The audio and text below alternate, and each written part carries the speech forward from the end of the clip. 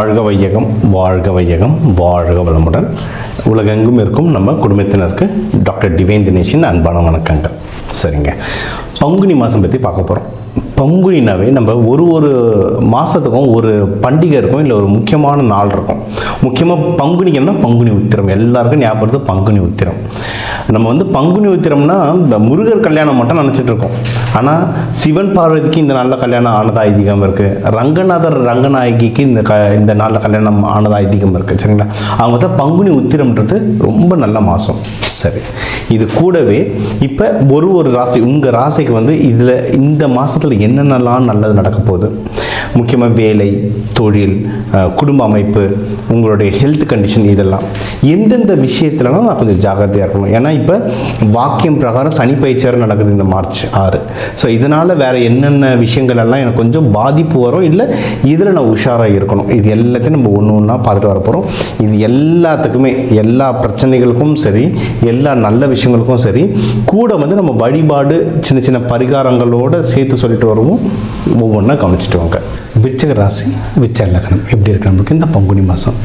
சூப்பராக இருக்குங்க. ஏன்னா நம்மளுக்கு 12ல் குரு பார்க்குறாரு, 2ல் குரு பார்க்குறாரு. அப்படின்னா என்ன, நிறைய நல்ல விஷயம் நடக்கும், காசும் நிறைய வரும், செலவும் நல்லா ஆகும். நல்ல விஷயம் தானே, காசு வரும், நல்ல விஷயங்களுக்காக செலவாகிட்டு இருக்கும். சூப்பர். இதுக்கப்புறம் சில பேர் சொல்லுவாங்க, சார் அப்படிலாம் இல்லை சார், நான் கொஞ்சம் நாளாக வண்டி வாங்கணும்னு ஆசைப்பட்றேன், வீடு வாங்கணும்னு ஆசைப்பட்றேன், தள்ளி போயிட்டே இருக்குது சார்னு சொன்னீங்கல்ல, அதெல்லாம் இந்த பங்குனி மாதத்தில் சரியாயிடும். ஏன்னா இப்போ சூரியன் மீனம் வீட்டுக்கு போகிறாரு. அதனால் இந்த சூரியன் செவ்வாய் இருந்தால் நிறைய கட் ஆகும். அதனால் நீங்கள் வண்டி வாங்கணும் ஆசைப்பட்டிருந்தீங்க, வீடு தேடிட்டு இருந்தீங்க, இந்த தைக்கு அப்புறம் வண்டி வாங்கலான்னு எல்லாம் துடிப்பாக இருந்திருப்பீங்க. ஆனால் ஏதோ ஒரு விதத்தில் அது நடக்காமல் இருந்திருக்கும்ல, அதெல்லாம் இப்போ பங்குனி மாதம் நடக்கும். பங்குனி மாதம் ட்ரை பண்ணி பாருங்கள், அமையும். வீடுலாம் நல்லபடியாக அமையும். நம்ம சில பேருக்கு ஒரு பரிகாரம் மாதிரியே கொடுப்போம், எல்லாருக்கும் இல்லை, சில பேர் ஜாதகம் பொறுத்து. வீடு வாங்கணும்னு ஆசைப்படுறவங்க ஃபஸ்ட்டு வண்டி வாங்க சொல்லுவோம், அந்த 4ஆம் பாவத்தை ஆக்டிவேட் பண்ண சொல்லுவோம். அதை ஆக்டிவேட் பண்ணும்போது வண்டியாக சில குறிப்பிட்ட நம்பர் இருக்குது, அந்த நம்பரில் வாங்கும்போது டக்குன்னு வீடு அமையதுக்கும் வாய்ப்பு இருக்குது. இதெல்லாம் ஒரு ஆக்டிவேஷன் மாதிரி, சும்மா ட்ரை பண்ணி பார்க்கலாம். சரிங்களா, இது ஒன்று. அடுத்து உங்களுக்கு ஃபேமிலியில் ஏதாவது ஒரு ப்ரெஷர் இருந்ததுன்னா, ஒரு சின்ன சின்ன சண்டைகள், உரசல்கள் லைட்டாக இருந்ததுன்னா, அதில் இந்த பங்குனி மாதம் சரியாகுங்க. பங்குனி மாதம் நல்லா ரிலாக்ஸாக இருக்கும்.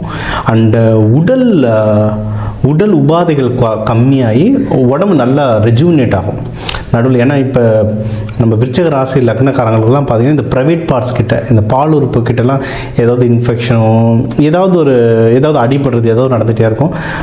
இல்லை இந்த இர்ரெகுலர் பீரியட்ஸ் அந்த மாதிரிலாம் இருக்கும். இல்லை ஜென்ஸ் இருந்தால் அவங்களுக்கு ஏற்ற மாதிரி சில இஷ்யூஸ் வரும், அது எல்லாமே சரியாகும். அதெல்லாம் சரியாகும். இன்னொன்று, இவங்களுக்கு ரத்தம் சம்மந்தமாக நிறைய தொல்லைகள் வருது, பிபி வருது, இதெல்லாம் படிப்படியாக கம்மியாகும். ஆகலைன்னா இந்த டைமில் டாக்டரை பாருங்கள், ஆகிறதுக்கு அதிகமான வாய்ப்பு இருக்குது. அதாவது இந்த கல்யாணத்துக்கு யோகம் அமைதுன்னு சொல்கிறோம், அதுக்கப்புறம் பிஸ்னஸ்க்கு யோகம் அமைதுன்னு சொல்கிறோம்ல, அந்த மாதிரி தான் மருத்துவமும். நம்ம கல்யாணத்துக்கு, தொழிலுக்கு யோகம் சொல்கிற மாதிரி தான் மருத்துவத்துக்கும். ரொம்ப நாள் நீண்ட நாள் உடம்பு சரியில்லாத இதெல்லாம் இந்த மருத்துவ யோகம் வரும்போது நீங்கள் போய் பார்த்தீங்கன்னா உடம்பு சீக்கிரம் சரியாயிடும். ஸோ அந்த டைம் உங்களுக்கு இருக்குது. இப்போ நீங்கள் அதுக்கு பார்க்கலாம்.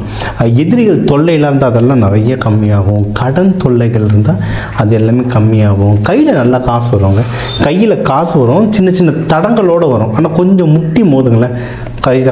நம்ம விருச்சிக ராசிக்கு முட்டி மோதவா தெரியாது, இப்போ தொடர்ந்து உழைச்சிக்கிட்டே இருக்கவங்க தான் விருச்சிக ராசி. ஸோ கொஞ்சம் ட்ரை பண்ணுங்கள், அந்த காசு எல்லாமே திரும்பி வரும். நீங்கள் வேலையில் ப்ரொமோஷன் கிடைக்கிறதுக்குலாம் நிறைய வாய்ப்புகள் இருக்குது. ஏன்னா விருச்சிக ராசி நிறைய ஏமாந்துருவாங்க, நல்லா உழைப்பாங்க, கடுமையாக உழைப்பாங்க. டீம் மேனேஜர் எல்லாரும் சொல்லுவாங்க, நீ தான் star of the month, star of the year, உனக்கு தான் அடுத்த ப்ரமோஷன்லாம் சொல்லுவாங்க. ப்ரமோஷன் கொடுக்குற நேரத்தில் டக்குனு வேறு யாருக்கோ போயிடும். இல்லை நம்ம சம்மந்தமே இல்லாமல் சின்ன மிஸ்டேக் ஒன்று பண்ணிடுவோம், அதை ஊதி பெருசாக்கிடுவாங்க. ஸோ நல்லா நம்மளை ஏமாற்றுவாங்க. இந்த தடவை அப்படிலாம் கிடையாது.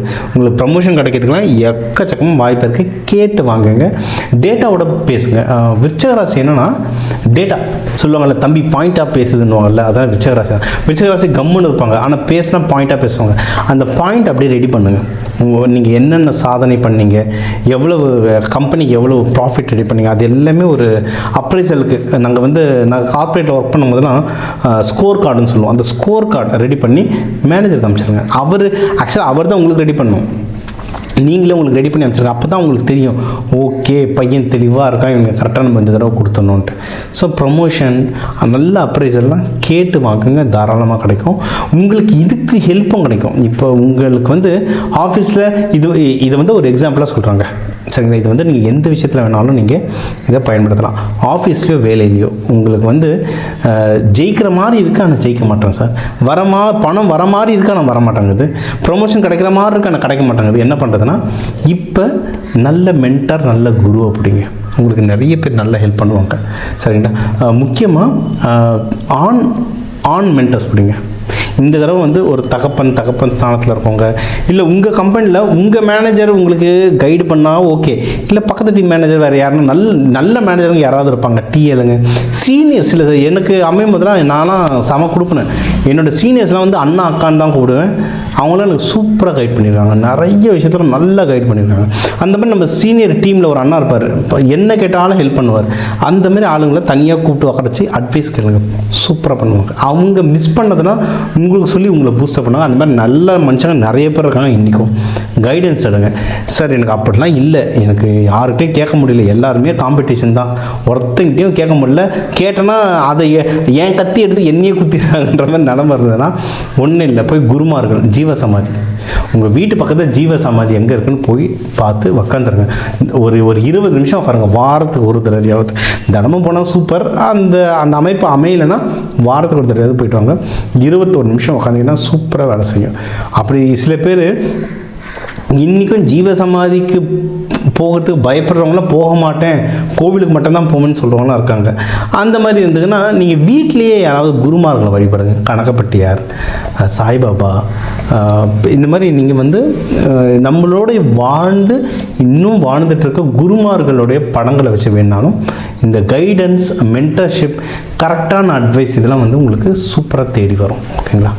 வேறு எதில் ஜாகிரதையாக இருக்கணும்னா பிஸ்னஸ் பண்ணுறது வந்து வேலை செய்கிறவங்களுக்கு நல்லா இருக்க டைம்னு சொன்னோம். பிஸ்னஸ் பண்ணுறவங்க ஜாகிரதையாக பண்ணணும். ஏன்னா அதில் தேவையில்லாமல் பாலிடிக்ஸ் குளறுபடி ஜாஸ்தியாக வரும். விருச்சிக ராசி வந்து பெருசாக பாலிடிக்ஸ் சொல்லலாம் போக மாட்டாங்க. என்ன விஷயம் சொல்லு, வேலையை செஞ்சுட்டு கிளம்பிடுறேன், என்ன பாலிடிக்ஸ் எல்லாம் இழுக்காது அப்படின்வாங்க. இந்த பாலிடிக்ஸ் வர டைம். ஸோ அது ரொம்ப உள்ளே போகாமல் ஜாகிரதையாக இருங்க. பிஸ்னஸில் ஏதாவது நஷ்டம் வர மாதிரிலாம் இருந்ததுன்னா அதை லைட்டாக எடுத்துகிட்டு இன்வெஸ்ட்மெண்ட்டில் போடுங்க. அதாவதுங்க, நீங்கள் பெரிய பெரிய பணக்காரங்க பார்த்தீங்கன்னா என்ன கஷ்டம் வந்தாலும் கையில் பணம் வச்சுட்டே இருப்பாங்க. என்னென்னா ஒரு டைம் வந்து பிஸ்னஸ் நல்லா வளரும் போது பர்சனல் லைஃப் அடி வாங்கும், பர்சனல் லைஃப் அதிகமாக வரும்போது பிஸ்னஸ் அடி வாங்கும். ஏதோ ஒன்று மேலே கீழே போயிட்டுருக்கோம். எந்த நேரம் நம்மளுக்கு நல்லா இருக்குன்னு பார்த்துட்டு அதுக்கேற்ற மாதிரி இன்வெஸ்ட்மெண்ட் பண்ணி வந்தால் ஜெயிச்சனே வரலாம்.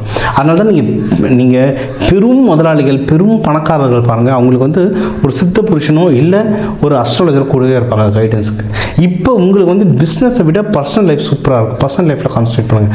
பிஸ்னஸ் நஷ்டம் வரும்போது அந்த பணத்தை எடுத்து இன்வெஸ்ட்மெண்ட்டில் போடுங்க, சூப்பராக வளரும். நீங்கள் வழிபட வேண்டிய தெய்வங்கள் இதுக்கு வந்து பார்த்திங்கன்னா முருகன். அதுவும் விருச்சகத்துக்கு முருகன் தான். பங்குனி உத்திரம் வேறு வருது. முருகன் கோயிலில் போய் நல்லா விரதம் இருந்து வேண்ட முடிஞ்சால் ஒன்றும் வேண்டாங்க. துர்க்கை அம்மன் வழிபாடு பண்ணலாம். பங்குனி உத்திரமில் தான் சிவனுக்கும் பார்வதிக்கும் கல்யாணம் ஆனதாகவும் ஐதீகம் இருக்குது. ஸோ பங்குனி உத்திரம் அது செலிப்ரேட் பண்ணுங்கள். இந்த பண்டிகைகள்லாம் நீங்கள் வந்து ப்ராப்பராக விரதங்கள் இருந்து வழிபட்டு வர இந்த பங்குனி மாதம் சூப்பராக இருக்கும். முடிஞ்சால் அபிஷேகமும் நல்லெண்ணெய் தீபமும் போட்டு வழிபட்டுவாங்க. தக்காளி சாதம்லாம் அன்னதானமாக கொடுங்க, இல்லை மோர்லாம் அன்னதானமாக கொடுங்க மக்களுக்கு. இதெல்லாம் பண்ணிட்டு வர இந்த மாதம் உங்களுக்கு ஒரு சிறப்பான மாதமாக அமையும். ஸோ இப்போ உங்கள் ராசிக்கான முக்கியமான விஷயங்கள்லாம், லைஃபுக்கு என்னென்ன முக்கியமான விஷயம் தேவையோ அதெல்லாம் ஓவராலாக சொன்னோம். லைஃப் ஓவராலாக எப்படி இருக்கும், பணம் எப்படி வரும், கடன் அடைக்கிறத பற்றி, யாருக்கு ப்ரொமோஷன் வரும், யார் வெளிநாடு போகலாம், யாருக்கு தொழில் நல்லா அமையும், யாருக்கு வண்டி வாகனம் நல்லா அமையும், எக்ஸாம்ஸ் நடக்கிறதுனால குழந்தைங்க எக்ஸாம்ஸ் எப்படி எழுதுவாங்க, இதெல்லாம் ஓவராலாக சொல்லியிருக்கோம். இப்போ 12 ராசி, ஒரு 12 கோடி தமிழர்கள் இருக்காங்க. ஒரு ராசிக்கு ஒரு கோடி பேர். இவங்க எல்லாருக்கும் பொது பலனாக சொல்லியிருக்கோம். சரிங்களா? இதுவே நிறைய நடக்கும். இதில் நடக்கலை அப்படின்னா நீங்கள் வந்து உங்கள் தனிப்பட்ட ஜாதகம் தான் பார்க்கணும். சரிங்களா? ஏன்னா 1 கோடி பேருக்கும் ஒரு ஜாதகமும் வேறு மாதிரி இருக்கும். அதனால் பொதுவான விஷயங்கள் சொல்லியிருக்கோம். முக்கியமான விஷயங்கள் உங்கள் வீட்டில் நடக்குதுன்னா தயவு செஞ்சு நீங்கள் வந்து தனிப்பட்ட ஜாதகம் பாருங்கள். அதில் ஒன்றும் சூப்பராக ப்ரொடெக்ஷன் தரலாம். இப்போ தந்திருக்க தெய்வ வழிபாடுகளே நல்ல வேலை செய்யும். இன்னும் தனிப்பட்டது பார்க்கும்போது ஒன்றும் டீட்டெயிலாக சொல்கிறேன், சரிங்களா? இதுலேயே நம்ம வந்து நிறைய கிளாஸஸ் நடத்திட்டுருக்கோம். எல்லாருக்கும் தெரியும், இந்த சேனல் பார்க்குறவங்களுக்கு தனாகர்ஷணம் கிளாஸ், இந்த சனி பயிற்சிகள்லாம் சிறப்பாக பயிற்சிகள் கிளாஸஸ் நடத்திட்டுருக்கோம். ஒரு சனி பயிற்சி நடக்குது, எனக்கு அந்த பிரச்சனைகளை கம்மி பண்ணணுன்றதுக்கான சில பயிற்சிகள், கருப்பு உளுந்து வச்சு சில பயிற்சிகள், நல்லெண்ணெய் வச்சு பயிற்சிகள், எந்த கலர் துணி உடுத்தணும், அந்த மாதிரி நிறைய பயிற்சிகள் நடத்துகிறோம். முடிஞ்ச அளவுக்கு அதையும் அட்டன் பண்ணுங்க. இந்த தெய்வ வழிபாடு எல்லாத்தையும் ஃபாலோ பண்ணிட்டு வாங்க. வாரம் கண்டினியூஸாக ஃபாலோ பண்ணிட்டு வாங்க. நல்லா ஒர்க் ஆகும். நிறைய பேர் ராசி வச்சு பார்க்குறீங்க. ஆக்சுவலாக என்ன, இந்த ப்ரெடிக்ஷன் சொல்லும்போது ராசியை விட லக்னத்தை வச்சு பாருங்கள், சூப்பராக வேலை செய்யும். லக்னம் தெரியல, உங்கள் ஜாதகத்தில் லா போட்டு 2 கோடு போட்டிருக்கோம், அதுதான் லக்னம். எந்த லக்னம்னு பார்த்தா அந்த லக்னத்தோட வீடியோ பார்த்துட்டு நான் சொல்கிறத கவனிச்சுட்டு வாங்க, சூப்பராக ஒர்க் ஆகும். அந்த பரிகாரங்களை செஞ்சுட்டு வாங்க, ஒன்றும் நல்ல ரிசல்ட் வரும். இது எல்லாமே செஞ்சுட்டு வர நீங்கள் எல்லாரும் வாழ்க்கை நல்லா இருக்க இந்த பங்குனி உத்திரத்துக்கு முருகன் வள்ளி தேவானையை வேண்டிக்கிட்டு, சிவபெருமான் பார்வதி அம்மா வேண்டிக்கிட்டு, ரங்கநாதர் ரங்கநாயகியை வேண்டிக்கிட்டு, உங்கள் எல்லாருக்கும் எல்லாமே நல்லதாக நடக்க டாக்டர் டிவைன் தினேஷன் அன்பான வணக்கங்கள். வாழ்க வளத்துடன்.